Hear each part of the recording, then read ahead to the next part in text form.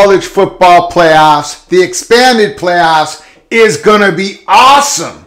It's going to be a blast, and it's best, and it is what is best for college football. Welcome to episode 70 of College Football's Peek Around the Corner with your host, Greg Pflugar, and we're going to take a peek at the future of the expanded football playoffs, and we're going to pretend that it's happening this season. For the sake of the discussion that we're going to have today, we're going to pretend that the college football playoffs has actually happened here in 2022. And we're also going to just pretend that the AP poll that was just released is the actual college football playoff committee's rankings at the end of the season. And we're going to place the teams where they belong in the bracket. As you see, and back of me here, peek around the corner, chalkboard, we've got them listed right here. But we're also going to be talking about how it just increases the value of the regular season. And this is where the purists, God love them, this is where the purists of college football has it all wrong. It's going to make the college football regular season even more valuable than it is now. That is what the expanded college football playoffs is going to do. It's going to make the regular season even more fascinating to watch for everybody. Before we get into it, please smash that like button if you like our content. It helps us so much with the algorithms here at Peek Around the Corner. We've been in existence now for 2 months. Today is October 10th. Our first video was on August 10th.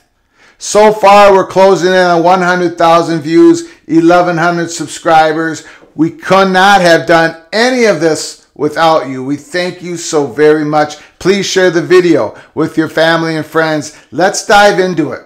Let's dive into the future. And we're going to do it today at Peek Around the Corner, the expanded college football playoffs. Let's take another peek at the AP poll that just came out on Sunday. We did an episode on that yesterday. If you want to check it out, episode 69. Now, remember, before we delve into this, we have to go back to what the college football playoffs is going to look like, the expanded playoffs. It's going to go from 4 schools to 12 schools, okay?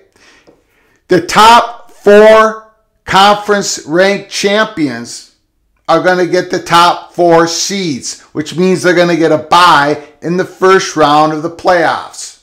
The top 6 ranked conference champions are going to get automatic berths. No matter where they rank in the last poll, in the last playoff committee rankings, no matter where they rank, they could be ranked 35th in the country. If one of the teams is the top 6th ranked conference champions out of the 10 FBS conferences, they will get to the playoffs. Okay? Let's get into it.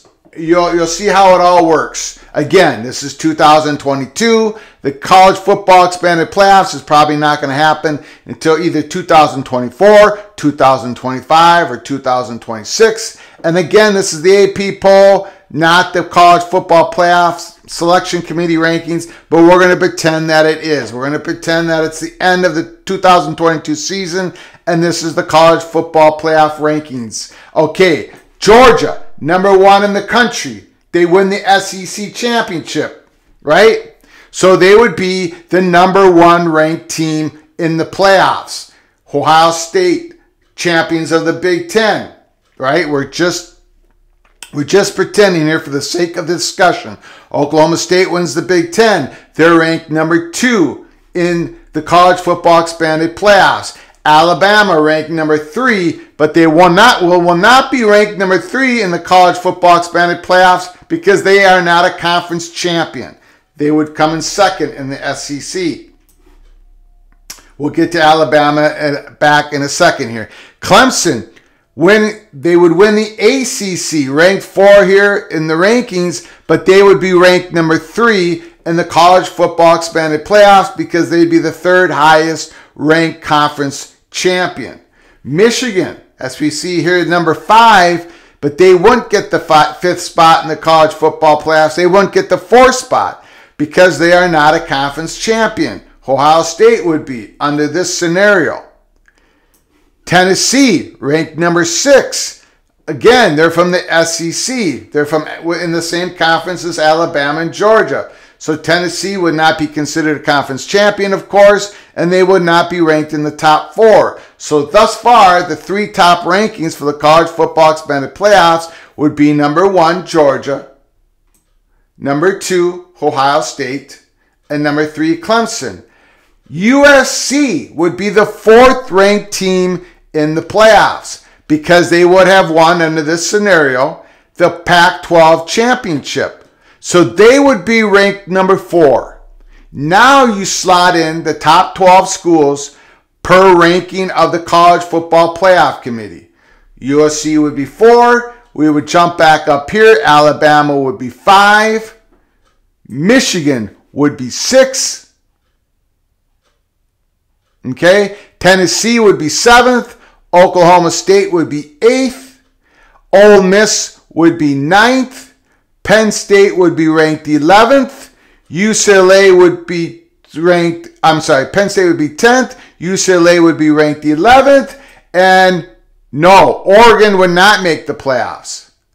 Remember, we are looking for the top 6 conference champions. They get an automatic berth of the 10 FBS conferences. Oklahoma State would be your 5th top ranked conference champion. Under this scenario, they would have won the Big 12 conference. So we're still looking for the 6th conference champion. It wouldn't be UCLA. It wouldn't be Oregon. It wouldn't be TCU. Because remember, none of these are conference champions. It would not be Wake Forest or North Carolina State or Mississippi State or Kansas State or Syracuse or Kansas or Utah. There it is. Cincinnati Bearcats would get the 6th spot, the 6th top ranked conference champion. So Cincinnati would be number 12. We're going to get back to this in a second. If you look behind me, you'd see 8th ranked Oklahoma State would play 9th ranked Ole Miss. 5th ranked Alabama, even though they're 3rd in the college football rankings, but they're not a conference champion because Georgia is, they'd be ranked 5th. That's the highest they could be ranked against 12th ranked Cincinnati from the American Athletic Conference.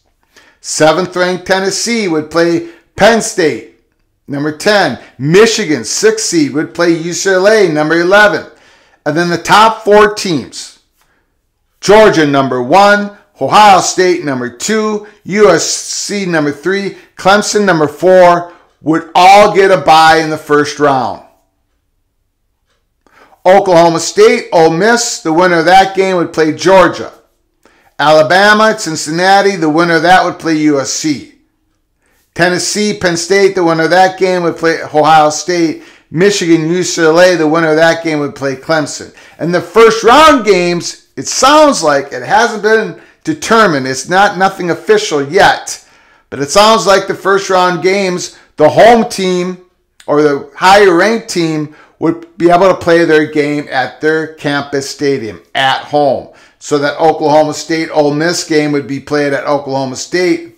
Cincinnati Alabama game would be played at Alabama. Tennessee Penn State would be played at Tennessee. UCLA Michigan would be played at Michigan. Okay, but that's not official yet. Now, this is what's fascinating. This is what is awesome about the expanded playoffs. There's 3 levels of incentives driven into the regular season. There's an incentive to try to become one of the top 4 teams in the playoffs because you get that first round bye. To be a conference champion. To be a conference champion would carry weight, and to be one of the top 4 ranked conference champions, you'd get a first round bye. And then there's a built-in incentive to try to finish between 5th and 8th seed. So if you're the 12th ranked team in the playoff committee going into the last week of the regular season or going into the conference championship games, there's an incentive for you to try to get through between 5 through 8 because you will have that home game in the first round. And then, of course, there's this driven incentive to try to get in the playoffs at all, to finish between the 9th and the 12th seed, to try to become that 5th or 6th ranked conference championship from a smaller, potentially smaller G5 conference. Let's get back to the rankings. I just want to show you something. Look at this. Okay, can you imagine this scenario happening? And it will happen. It will happen almost every single year. Look at Cincinnati, ranked 21st in the country, the American Athletic Conference champion under this scenario that we're playing out. They would get that 6th ranked conference championship automatic berth in the expanded playoffs. But look who's right behind them. James Madison, the Sun Belt Conference.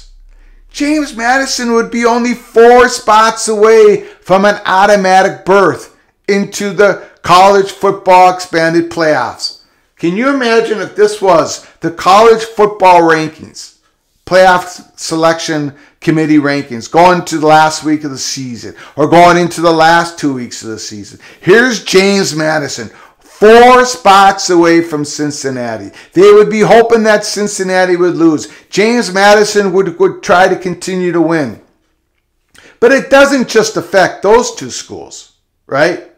Look at Tulane down here, right? They're 5-1 right now. Tulane is on just in the back hills of Cincinnati Bearcats. Tulane would have dreams of winning the American Athletic Conference and potentially getting into the college football playoffs.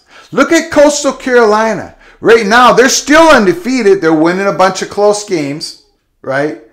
They're winning a bunch of close games. They haven't been as dominant in the Sun Belt as James Madison. They're just a few votes behind James Madison. They're going to play James Madison at the end of the season here in 2022, the last game for both schools in the conference schedule in the Sun Belt. Whoever win that game, and then if that team could win the Sun Belt championship game, could very well potentially make the college football expanded playoffs. Now that's exciting. That democratizes the sport. It spreads out the access. It actually spreads out the wealth. Now, for some, but the number is shrinking. For some out there who are still pounding the table, the purists say, nah, this is going to end up being bad for college football because you're going to have these blowouts. You're going to have these blowouts in the first round. James Madison would get their doors kicked in if they were the 12th ranked team and they had to play Alabama in the first round under this scenario. Yeah, well, probably true. But here's the thing. We already have blowouts in college football. With 4 teams making it, we already have blowouts. And we have blowouts in all types of playoffs, in all types of leagues, professional and collegiate sports. We have them in the playoffs. We will continue to have them in the playoffs. That's okay. Blowouts are always going to occur. But it is the dream of making the playoffs for many of these schools. For a lot of these schools. You're going to change what is accepted as a successful season. So many schools, so many teams, fan bases, alumni, money is going to be invested in trying to get these schools to get into the playoffs. It's going to be fun. It's going to be awesome. It's going to be full of drama.